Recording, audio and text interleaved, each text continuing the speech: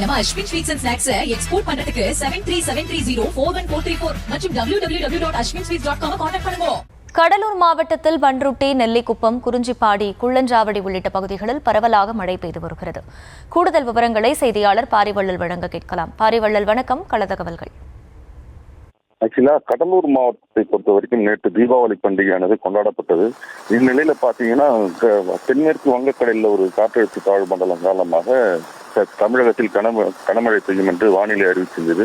குறிப்பா கடலூர் மாவட்டத்தை பொறுத்தவரைக்கும் இன்றையும் நாளை மறுநாளும் அதிக மழை பெய்யும் என்று அறிவிக்கப்பட்டுள்ளது. இந்நிலையில பார்த்தா இன்று அதிகாலை முதலே மாவட்டத்தில் பரவலாக மழை பெய்து வருகிறது. குறிப்பாக கடலூர், பண்ருட்டி, குறிஞ்சிப்பாடி, நெல்லிக்குப்பம் உள்ளிட்ட பகுதிகளில் அதிகாலை முதலே மழையானது பெய்து வருகிறது.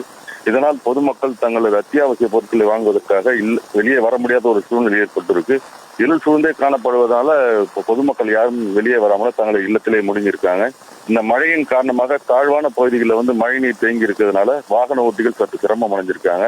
இந்த மழையானது தொடர்ந்து பெய்யும் என்று வானிலை மையம் அறிவித்ததுனால பொதுமக்களின் இயல்பு வாழ்க்கை பெரிதும் பாதிக்கப்பட்டுள்ளது. ஆகிலா,